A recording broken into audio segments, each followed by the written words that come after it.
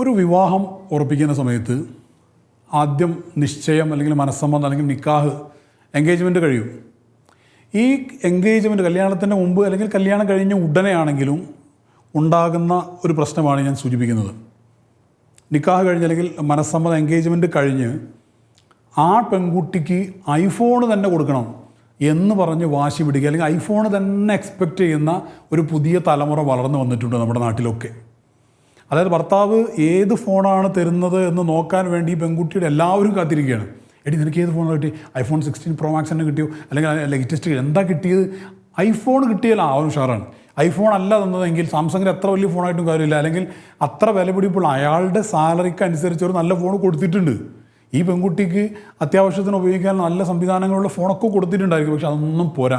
IPhone ഇല്ലെങ്കിൽ അതിൻ്റെ പേരിൽ പിണങ്ങുക, മിണ്ടാതിരിക്കുക. നിങ്ങൾ എൻ്റെ മാനം കളഞ്ഞ് ഫ്രണ്ട്സിൻ്റെ ഇടയിലൊക്കെ ഞാനൊക്കെ നിങ്ങളെക്കുറിച്ച് പലതും പറഞ്ഞ് ഊതി വീർപ്പിച്ച് വെച്ചിരിക്കുകയായിരുന്നു. എന്നെ അങ്ങനെ ചെയ്യും ഇങ്ങനെ ചെയ്യും, നിങ്ങളൊരു ലൊക്കഡ ഫോണാണ് കൊണ്ടുവന്നത്, ഒരു ലോക്കൽ ഫോണാണ് അതിൻ്റെ പേരിൽ പിണങ്ങി നടക്കുക, കല്യാണം വരെ വേണ്ടെന്ന് വെക്കുക.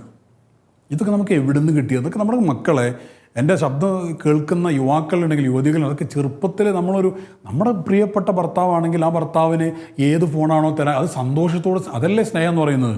അല്ല ഞാൻ ആഗ്രഹിക്കുന്നത് തന്നെ കിട്ടണമെന്ന് വാശി പിടിച്ച് ഇല്ലാത്ത കാശ് എവിടെ നിന്നൊക്കെയോ കടം വാങ്ങി ഉണ്ടാക്കി എൻഗേജ്മെൻറ്റിന് തന്നെ ഒരുപാട് പൈസ ചിലവഴിച്ചിട്ടുണ്ടാവും. അതൊരു പക്ഷേ പെൺകുട്ടികൾക്ക് ആ ചിലവുണ്ടാവില്ല. കാരണം മിക്കവാറും പെൺകുട്ടികളുടെ കല്യാണത്തിൻ്റെ ചിലവുകളൊക്കെ എടുക്കുന്നത് മാതാപിതാക്കളായിരിക്കും. പക്ഷേ ആൺകുട്ടികളുടെ പലപ്പോഴും അങ്ങനല്ല. മാതാപിതാക്കൾ എടുക്കുന്നവരുണ്ട് പലപ്പോഴും അവരുടെ, എന്നാൽ പോലും അവർക്കതിന് ഒരുപാട് എക്സ്പെൻസ് വേറെ വരുന്നുണ്ട്. അതിനിടയിൽ 1 ലക്ഷം 1.5 ലക്ഷം രൂപയുടെ ഫോൺ വാങ്ങാൻ അവർ കാശുണ്ടായിന്ന് വരില്ല. അപ്പോൾ അവർക്ക് കഴിയുന്നൊരു ഫോൺ. അതേസമയം എന്തെങ്കിലും സജഷൻ ചോദിക്കുകയാണെങ്കിൽ അദ്ദേഹത്തിൻ്റെ ബജറ്റ് എത്രയാണെന്ന് മനസ്സിലാക്കിയതിന് ശേഷം ആ ബജറ്റിൻ്റെ ഉള്ളിൽ നിൽക്കുന്ന ഒരു ഫോണൊക്കെ നമുക്ക് പറയാം, അതിന് തെറ്റൊന്നുമില്ല. അതിന് പകരം ഇതന്നെ എനിക്ക് കിട്ടണം, അല്ലെങ്കിൽ ആകെ പ്രശ്നമാണ്. ഇതിൻ്റെ പേരിൽ ചില കേസിൽ ഞാൻ തന്നെ കണ്ടിട്ടുണ്ട്. ഫോൺ കൊടുത്തു, ഐഫോൺ അല്ലായിരുന്നു, അതിൻ്റെ പേരിൽ ആ ഫോണേ ഉപയോഗിച്ചില്ല. എന്നിട്ട് ആ പെൺകുട്ടി ഒരു കുടുംബത്തിലൊരു പെൺകുട്ടി വാശി പിടിച്ച് സ്വന്തം പിതാവിനോട് ഐഫോൺ വാങ്ങിപ്പിച്ചിട്ട് ചില ആൾക്കാർക്കിടയിലേക്ക് ഇത് ഭർത്താവ് തന്നതാണ് എന്ന് പറഞ്ഞിട്ട് അയാളുടെ മാനം സംരക്ഷിക്കും. എന്തിനാണ് ഇങ്ങനെ ഒരു ഊതി വീർപ്പിച്ചൊരു മാനം എന്തിനാണ്? അതേപോലൊരു കാര്യമാണ് കല്യാണം കഴിഞ്ഞ ഉടനെ ഹണിമൂൺ ട്രിപ്പ് എവിടെ പോകുന്നു എന്നുള്ളത്.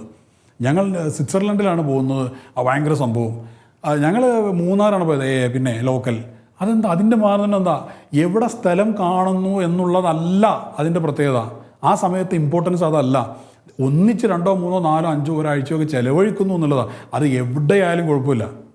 പിന്നെ ഓരോരുത്തരുടെ സാമ്പത്തികാവസ്ഥ അനുസരിച്ചല്ലേ അതിൻ്റെ പേരിൽ വാശി പിടിക്കുന്ന പെൺകുട്ടികളെ കണ്ടിട്ടുണ്ട്. കുളു മണാലി തന്നെ നിങ്ങൾ തന്നെ കൊണ്ടുപോകണം, എൻ്റെ ഡ്രീം പ്ലേസ് കല്യാണം കഴിഞ്ഞ് ഉടനെ തന്നെ പോകണമെന്ന് ആരാ പറഞ്ഞത്? അത് പിന്നെയും പോകാമല്ലോ. നീ സാമ്പത്തിക ശേഷി ഉണ്ടെങ്കിൽ തീർച്ചയായിട്ടും അപ്പോൾ തന്നെ പോകേണ്ടെന്നല്ല. ഒരു സാമ്പത്തിക ശേഷി മനസ്സിലാക്കാതെ ഉൾക്കൊള്ളാൻ കഴിയാതെ ഇങ്ങനെ ചെയ്താലേ നിങ്ങൾ നല്ല ഭർത്താവാകൂ, അതിനുവേണ്ടി പെൺകുട്ടിയെ സപ്പോർട്ട് ചെയ്യുന്ന മാതാപിതാക്കൾ വരെ ഉണ്ട്. നീ അവനോട് ഇങ്ങനെ പറഞ്ഞോ, എന്നാലും എൻ്റെ ഏട്ടൻ്റെ മോൾ അവിടെ പോയത് അതിനേക്കാളും നല്ല ഒരു സാഹചര്യം നിനക്കുണ്ടായിരിക്കും എന്ന് പറഞ്ഞാൽ അതിന് കൂട്ടിക്കൊടുക്കുന്ന അമ്മമാരുണ്ട്. ആ വിഷയത്തിലേക്ക് ഒരു പക്വത, ഒരു നല്ല മനസ്സ് കാണിക്കാൻ നമുക്ക് സാധിക്കേണ്ടതുണ്ട്.